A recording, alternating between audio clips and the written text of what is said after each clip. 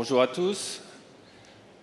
Pour que le progrès soit possible, il faut que le monde de la recherche et le monde de l'entreprise travaillent ensemble. Je vais vous raconter quelques histoires, des histoires vraies, certaines que j'ai vécues personnellement, vous expliquer comment on passe du produit, enfin de la science plutôt, au produit et à l'impact et aux applications.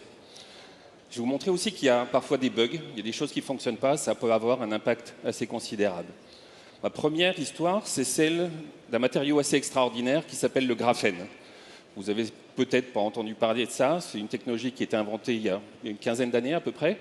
C'est un matériau assez extraordinaire, une couche unique d'atomes de carbone qui sont organisés dans un réseau en forme de ruche. Une couche unique, juste des atomes de carbone installés un peu un à un. L'impact est assez extraordinaire en fait en termes de performance. C'est un matériau qui est à la fois très résistant, très souple, qui a des propriétés de conductivité électrique, thermique, avec des applications dans plein de domaines. En médecine, dans les transports, dans les technologies de l'information, semi-conducteurs, etc. Un marché déjà de 500 millions de dollars à peu près qui va passer à 2 milliards, 10 milliards peut-être d'ici une dizaine d'années. C'était inventé en Europe par deux chercheurs, Geim et Novoselov, qui ont eu le prix Nobel pour cette invention au Royaume-Uni.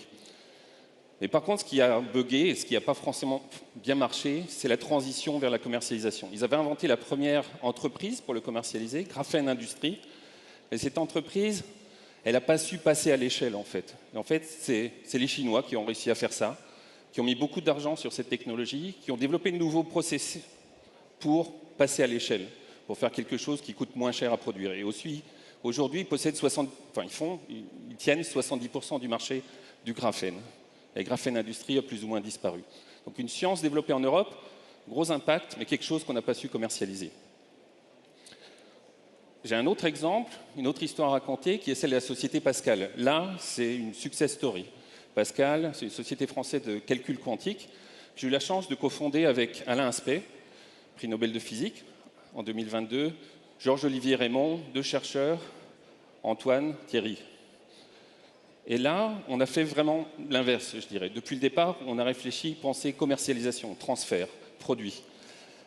Alain Aspect, c'est un chercheur qui a toujours pensé aux applications de ce qu'il développait, même s'il faisait des choses hyper fondamentales en sciences, en fait. Les fondements de la physique quantique, c'est pour ça qu'il a eu son prix Nobel. Puis le refroidissement d'atomes par laser. Ça semble assez loin, assez abstru, assez difficile peut-être à connecter avec les applications. Mais il a su le faire, il a poussé ses étudiants à le faire. Aujourd'hui, Pascal, c'est une société qui a levé plus de 140 millions d'euros, qui a un carnet de commandes assez extraordinaire, qui vient d'installer une usine de production au Canada et qui rivalise avec les grands, avec IBM, Google, Microsoft et plein de startups partout dans le monde. Et le truc qui est intéressant aussi, c'est que la société développe des produits, des process, des softwares qui sont utilisés dans le labo. Le labo en bénéficie pour continuer à faire de la recherche. Et Pascal fait aussi de la recherche appliquée. Donc une vraie symbiose, quelque chose qui marche très très bien. Un bon exemple. Là où il faut être prudent aussi, et c'est un point sur lequel j'insiste souvent, c'est qu'il faut faire attention à ne pas survendre, à ne pas donner des attentes déraisonnables en termes d'application de ces technologies, notamment en termes de temps que ça prend pour arriver jusqu'aux applications. Vous connaissez sans doute le concept de la courbe de hype, qui est un concept qui permet d'expliquer un petit peu comment l'innovation arrive dans la vraie vie. Donc en général, quand il y a la science qui sort du labo, des nouvelles idées, tout le monde est enthousiaste au départ, on imagine que l'avenir sera radieux, tout va bien, plein d'applications, on met beaucoup d'argent, mais au bout d'un moment, reality kicks in, comme on dit en anglais, et là les choses deviennent plus compliquées. On n'arrive pas à industrialiser, les applications ne sont pas vraiment au rendez-vous.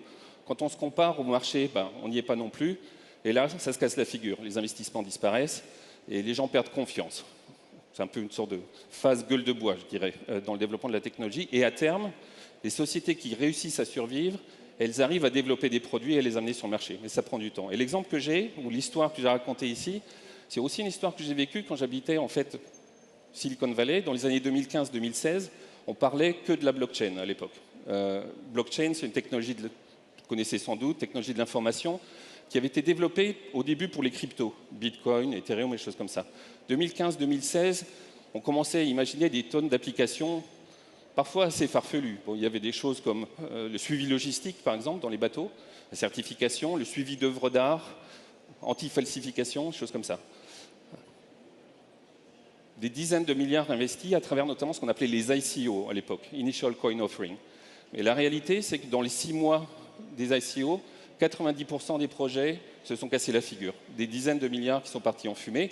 Et seulement presque 10 ans plus tard, aujourd'hui, on a des sociétés sur la blockchain qui réémergent, qui ont des produits et qui sont vraiment intéressants.